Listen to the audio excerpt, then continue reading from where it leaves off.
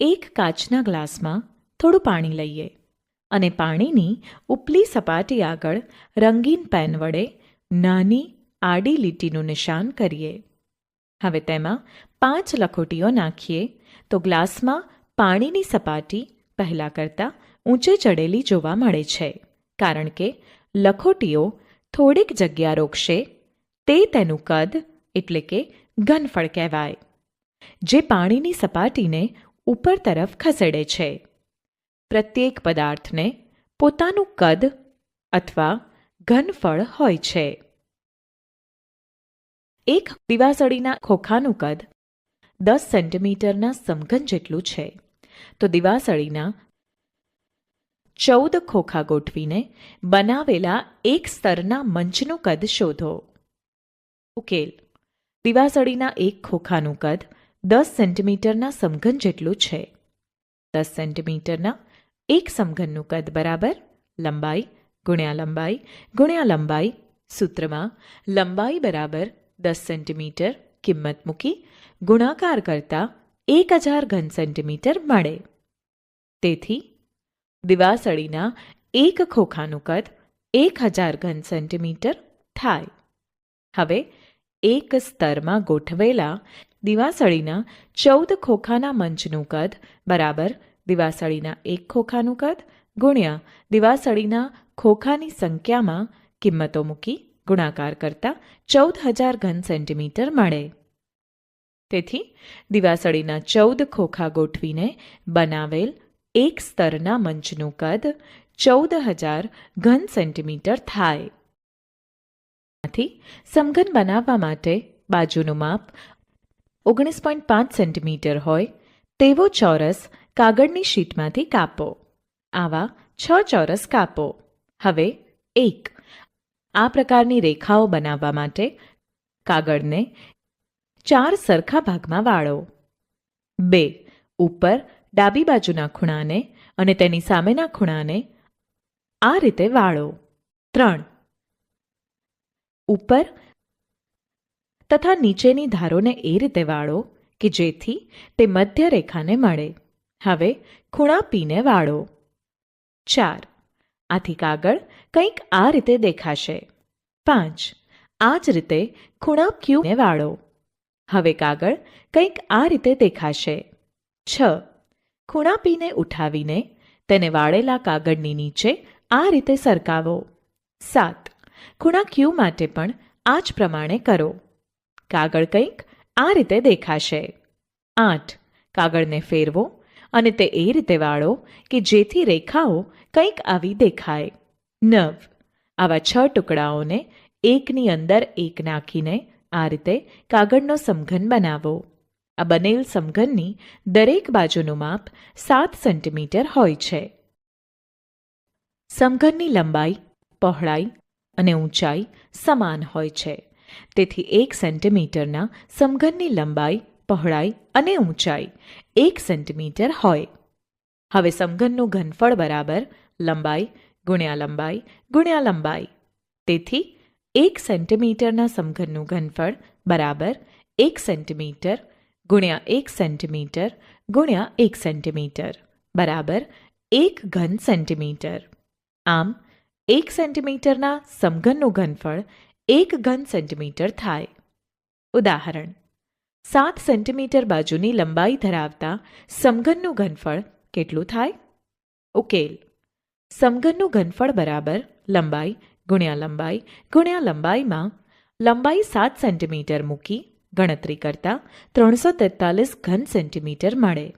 આમ 7 સેન્ટીમીટર બાજુની લંબાઈ ધરાવતા સમઘનનું ઘનફળ બરાબર 343 ઘન સેન્ટીમીટર થાય. ઉદાહરણ: 1 સેન્ટીમીટરના 4000 ઘનને એક પેટીમાં ગોઠવવા છે. તેઓને ગોઠવવા માટે અહીં દર્શાવેલ 3 ખોખા ઉપલબ્ધ છે. શું બધા સમઘન આ 3 ખોખામાં ગોઠવી શકાશે? જો સમઘન ગોઠવ્યા વિનાના બાકી રહે તો કેટલા બાકી રહે? ઉકેલ: પ્રથમ આ ત્રણેય ખોખામાં કેટલા સમઘન ગોઠવી શકાય તે શોધીએ.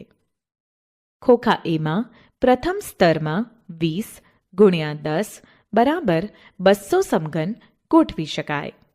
હવે ખોખાની ઊંચાઈ 6 સેન્ટીમીટર છે. તેથી આવા 6 સ્તર ગોઠવી શકાય. તેથી 6 સ્તરમાં 200 ગુણ્યા 6 બરાબર 1200 સમઘન ગોઠવી શકાય. આમ ખોખા એમાં 1200 સમઘન ગોઠવી શકાય. ખોખા બીમાં પ્રથમ સ્તરમાં 11 ગુણ્યા 11 બરાબર 121 સમઘન ગોઠવી શકાય. ખોખાની ઊંચાઈ 10 સેન્ટીમીટર છે. તેથી આવા 10 સ્તર ગોઠવી શકાય. તેથી 10 સ્તરમાં 121 ગુણ્યા 10 બરાબર 1210 સમઘન ગોઠવી શકાય. આમ ખોખા બીમાં 1210 સમઘન ગોઠવી શકાય. હવે ખોખા સીમાં પ્રથમ સ્તરમાં 15 ગુણ્યા 9 બરાબર 135 સમઘન ગોઠવી શકાય. ખોખાની ઊંચાઈ 10 સેન્ટીમીટર છે. તેથી આવા 10 સ્તર ગોઠવી શકાય. તેથી 10 સ્તરમાં 135 ગુણ્યા 10 બરાબર 1350 સમઘન ગોઠવી શકાય. આમ ખોખા સીમાં 1350 સમઘન ગોઠવી શકાય. હવે ત્રણેય ખોખામાં થઈને 1200 વત્તા 1210 વત્તા 1350 બરાબર 3760 કુલ સમઘન ગોઠવી શકાશે. તેથી બધા સમઘન ગોઠવી શકાશે નહીં. હવે ગોઠવવાના કુલ સમઘન 4000માંથી ગોઠવી શકાતા 3760 સમઘન બાદ કરતા 240 સમઘન મળે, જે ગોઠવવાના બાકી રહેશે. જવાબ: ત્રણેય ખોખામાં થઈને કુલ 3760 સમઘન ગોઠવાશે. બધા સમઘન ગોઠવાશે નહીં. 240 સમઘન ગોઠવાયા વિનાના રહેશે. હવે આપણે લખોટીઓ, સિક્કા, લીંબુ વગેરે વસ્તુઓના માપ મિલીલીટરમાં માપવા છે. તે માટે એક માપક શીશી બનાવીએ. તે માટે એક પહોળા મોંની પારદર્શક ખાલી શીશી અને એક ઇન્જેક્શન સિરિંજનો ઉપયોગ કરીશું. ઇન્જેક્શન સિરિંજમાં એક વખતે 5 મિલીલીટર પાણી ભર્યું અને ખાલી શીશીમાં નાખ્યું. શીશી પર 10 મિલીલીટરનું નિશાન કરવા માટે 2 વખત 5-5 મિલીલીટર પાણી શીશીમાં નાખીશું અને પાણીની ઉપલી સપાટી આગળ શીશી પર પેન વડે નાની લીટી દોરી ત્યાં 10 મિલીલીટર લખીશું. આ જ પ્રમાણે ઇન્જેક્શન સિરિંજ વડે શીશીમાં 10-10 મિલીલીટર પાણી ઉમેરી 20 મિલીલીટર, 30 મિલીલીટર, 40 મિલીલીટર, 60 મિલીલીટરના માપના નિશાન કર્યા અને જે તે માપ લખ્યા. આમ માપક શીશી તૈયાર થશે. હવે માપક શીશીની મદદથી 5 રૂપિયાના કેટલાક સિક્કાઓનું કદ શોધીએ. પ્રથમ માપક શીશીમાં 10 મિલીલીટર સુધી પાણી ભરો. ત્યારબાદ તેમાં 5 રૂપિયાના 9 સિક્કા ઉમેરો. તેમ કરતાં પાણી ઉપરની તરફ ખસી 20 મિલીલીટરના નિશાન પર આવે છે. આમ 5 રૂપિયાના 9 સિક્કા 20 મિલીલીટર ઓછા 10 મિલીલીટર બરાબર 10 મિલીલીટર પાણીને ઉપરની તરફ ખસેડે છે. તેથી 5 રૂપિયાના 9 સિક્કાનું કદ 10 મિલીલીટર છે એમ કહી શકાય.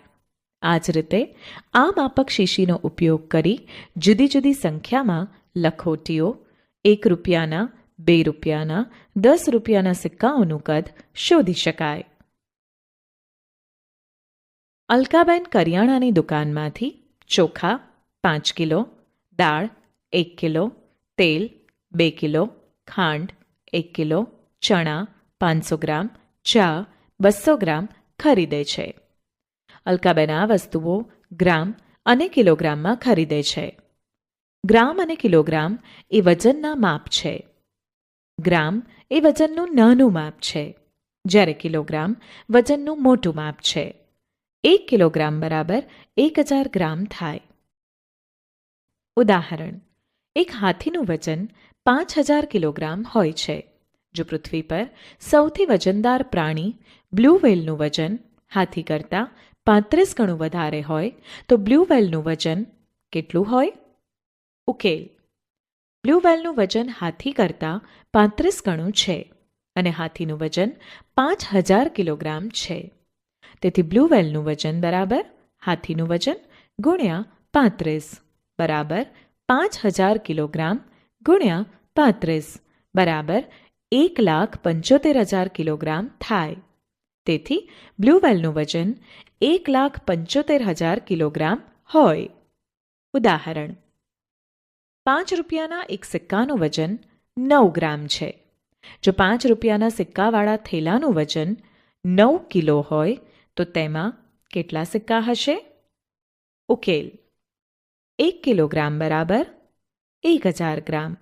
માટે 9 કિલોગ્રામ બરાબર 1000 ગુણ્યા 9 બરાબર 9000 ગ્રામ. 5 રૂપિયાના એક સિક્કાનું વજન 9 ગ્રામ છે. જો 9 ગ્રામ વજન હોય તો 5 રૂપિયાનો એક સિક્કો હોય. તેથી 9000 ગ્રામ વજનના થેલામાં 9000 ભાગ્યા 9 સિક્કા હોય. 9000નો 9 વડે ભાગાકાર કરતા 1000 મળે. આમ 9 કિલો વજન ધરાવતા થેલામાં 5 રૂપિયાના 1000 સિક્કા હોય. ઉદાહરણ. 2 કિલો અને 250 ગ્રામનું ગ્રામમાં રૂપાંતર કરો. ઉકેલ. આપણે જાણીએ છીએ કે 1 કિલોગ્રામ બરાબર 1000 ગ્રામ થાય. તેથી 2 કિલો બરાબર 2 ગુણ્યા 1000 બરાબર 2000 ગ્રામ થાય. તેથી 2 કિલો અને 250 ગ્રામ બરાબર 2000 ગ્રામ વત્તા 250 ગ્રામ બરાબર 2250 ગ્રામ થાય. આમ 2 કિલો અને 250 ગ્રામ બરાબર 2250 ગ્રામ થાય. ઉદાહરણ. 6125 ગ્રામનું કિલોગ્રામ અને ગ્રામમાં રૂપાંતરણ કરો. ઉકેલ. 6125 ગ્રામ બરાબર 6000 ગ્રામ વત્તા 125 ગ્રામ બરાબર 6 ગુણ્યા 1000 ગ્રામ વત્તા 125 ગ્રામ બરાબર 6 ગુણ્યા 1 કિલોગ્રામ વત્તા 125 ગ્રામ બરાબર 6 કિલોગ્રામ વત્તા 125 ગ્રામ બરાબર 6 કિલોગ્રામ 125 ગ્રામ.